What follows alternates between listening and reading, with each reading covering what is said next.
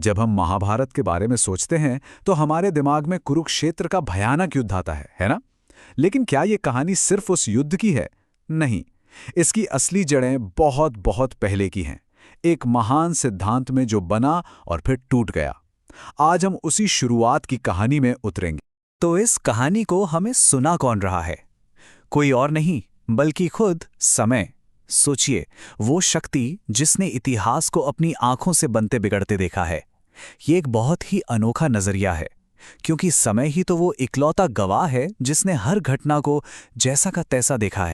तो महाभारत सिर्फ एक लड़ाई नहीं है, ये उससे कहीं ज्यादा गहरी है। ये कहानी है अच्छाई और बुराई की, रोशनी और अंधेरे के बीच के एक कभी न खत्म होने वाले युद्ध की। ये उन उसूलों का मंथन है जो हर जमाने में, हर दौर में हमारे सामने आकर खड़े हो जाते हैं। और पता है, यही बात इस कहानी को आज भी इतना जरूरी बनाती है, क्योंकि हर दौर के सच को अपने वक्त की बुराई से लड़ना ही पड़ता है। ये एक ऐसा संघर्ष है जो हर पीढ़ी में, हर युग में किसी न किसी शक्ल में दोहराया जाता है। जो लड़ाई तब लड़ी गई थी, वो आज भी कहीं न कहीं जारी है। तो चलिए इस कहानी की गहराइयों में उतरते हैं। इस महान युद्ध को अगर समझना है तो हमें इसकी असली शुरुआत तक जाना होगा। एक ऐसे पूर्वज राजा के पास जिसने एक ऐसी मिसाल कायम की थी जो शायद कभी टूटी नहीं चाहिए थी। और वो राजा थे, राजा भरत, वही महान सम्राट जिनके नाम पर हमारे देश का नाम भारत पड़ा। उन्होंने हिमालय से लेकर समंदर तक अपने राज्य को फैलाया था। लेकिन वो सिर्फ एक महान विजेता नहीं थे, उन्होंने एक ऐसा जरूरी राजनीतिक सिद्धांत बनाया जो उनके राज्य के लिए इंसाफ की परिभाषा बन गया। और अब हम आते हैं राजा भरत के उस फैसले पर, उस ऐतिहासिक फैसले पर जिसने उनके राज्य के लिए न्याय को एक नया मतलब दिया। उन्होंने एक ऐसी परंपरा शुरू की जिसे सदियों तक चलना चाहिए था। जरा सोचिए, एक राजा जिसने पूरी दुनिया जीत ली, उसके सामने सबसे बड़ी चुनौती कहीं बाहर नहीं बल्कि अपने ही घर में खड़ी थी। सवाल था, उनका वारिस कौन होगा? उनके 9 बेटे थे, लेकिन उनके मन में एक बहुत गहरा संघर्ष चल रहा था। राजा भरत के लिए राजधर्म का मतलब एकदम साफ था। उनके लिए राजा होने का मतलब सिर्फ हुकूमत करना नहीं था। उनका पहला कर्तव्य था अपनी प्रजा को न्याय देना, दूसरा उनकी रक्षा करना, और तीसरा और शायद सबसे जरूरी, एक ऐसे उत्तराधिकारी को चुनना जो इन दोनों कामों को उनसे भी बेहतर कर सके। और फिर भरी सभा में उन्होंने वो कह दिया जिसकी किसी ने कल्पना भी नहीं की होगी। उन्होंने सबके सामने ये माना कि उन्हें अपने किसी भी बेटे में वो गुण नहीं दिखते जो एक राजा में होने चाहिए। सोचिए, एक पिता के लिए ये कहना कितना मुश्किल रहा होगा। तो राजा भरत ने एक ऐसा फैसला लिया जो उस जमाने के लिए किसी क्रांति से कम नहीं था।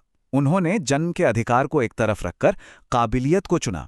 उन्होंने भारद्वाज के बेटे अभिमन्यु को गोद लेकर अपना वारिस बनाया, और इसी के साथ ये सिद्धांत स्थापित किया कि राज का हित परिवार के हित से हमेशा हमेशा ऊपर होता है। लेकिन इस फैसले की एक कीमत थी, एक व्यक्तिगत कीमत। उनकी अपनी मां शकुंतला के ये शब्द देखिए, आप इतिहास के पहले पिता हैं जिसने अपने पुत्रों को उनके अधिकारों से वंचित किया। इन शब्दों में उस पिता का दर्द छिपा है जिसे अपने फर्ज के लिए अपने बेटों का हक छीनना पड़ा। लेकिन महान से महान सिद्धांत भी वक्त की धूल में धुंधले पड़ जाते हैं, खासकर तब जब निजी ख्वाहिशें फर्ज पर हावी होने लगती हैं। पीढ़ियां गुजरीं और राजा भरत का वो आदर्श भुला दिया गया। और अब कहानी पहुंचती है राजा शांतनु तक, जहां एक निजी वादा सब कुछ दांव पर लगा देता है। अब हम कहानी के उस मोड़ पर हैं जहां राजा शांतनु की जिंदगी और उनके साथ साथ पूरे राज्य की किस्मत ने एक नाटकीय मोड़ लिया। ये वो पल था जब व्यक्तिगत भावनाएं राजधर्म पर भारी पड़ने वाली थीं। होता यूं है कि गंगा नदी के किनारे शिकार करते हुए राजा शांतनु की नज़र एक रहस्यमय स्त्री पर पड़ती है और वो इस पर मोहित हो जाते हैं। ये एक ऐसी मुलाकात थी जो इतिहास बदलने वाली थी। शांतनु गंगा नाम की उस स्त्री की खूबसूरती में ऐसे खोए कि अपना राजधर्म ही भूल बैठे। यहीं से राजा भरत के उस महान सिद्धांत का पतन शुरू हुआ। राजा शांतनु ने बिना सोचे समझे फौरन शादी का प्रस्ताव रख दिया, और उनके शब्द देखिए कितने दिलचस्प हैं। वो ये नहीं कहते कि तुम मेरी रानी बनो, वो कहते हैं अगर तुम मेरी रानी बन जाओ तो हस्तिनापुर और मैं दोनों बच जाएंगे। मतलब वो कितने आसक्त थे। गंगा शादी के लिए मान तो गईं, लेकिन उन्होंने एक शर्त रखी। एक बहुत ही सीधी लेकिन ऐसी शर्त जो सब कुछ बदल सकती थी। शर्त ये थी कि राजा उनसे कभी कोई सवाल नहीं करेंगे, चाहे वो कुछ भी करें। और राजा शांतनु ने बिना एक पल भी नतीजों के बारे में सोचे फौरन ये वचन दे दिया। एक तरह से उन्होंने अपने राजा होने का अधिकार, अपने सवाल पूछने का हक एक निजी प्रेम के लिए गिरवी रख दिया। और अब कहानी का रंग पूरी तरह से बदल जाता है। शांतनु के उस वचन का जो भयानक नतीजा सामने आया, वो हस्तिनापुर के इतिहास का शायद सबसे काला पन्ना बनने वाला था। इसके बाद जो हुआ वो दिल दहला देने वाला है। एक दुखद सिलसिला शुरू हो गया। जब भी उनके बेटे का जन्म होता, रानी गंगा उसे लेकर नदी की ओर चलती और उसे डुबो देती।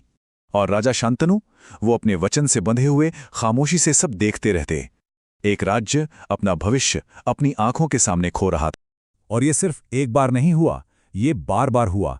एक के बाद एक 4 राजकुमारों को उनकी अपनी मां ने मार डाला और उनके पिता हस्तिनापुर के राजा कुछ नहीं कर सके। राज्य का कोई वारिस नहीं बचा था, भविष्य अंधकार में था। आखिरकार राजपुरोहित ने राजा को आईना दिखाया। उन्होंने साफ साफ कहा, जो शपथ आपके न्याय के रास्ते में आए वो शपथ नहीं बल्कि एक अभिशाप है। ये शब्द राजा के लिए एक सीधी चेतावनी थे। अब ये सिर्फ राजा की अपनी निजी त्रासदी नहीं रह गई थी, ये पूरे राज्य का संकट बन चुका था। एक राजा की व्यक्तिगत कमजोरी पूरे हस्तिनापुर के भविष्य को अंधेरे में धकेल रही थी। और समय की आवाज हमें बताती है कि असल में महाभारत के युद्ध का असली बीज उसी दिन बोया गया था जिस दिन एक राजा ने अपने राजधर्म पर अपनी निजी प्रतिज्ञा को तरजीह दी।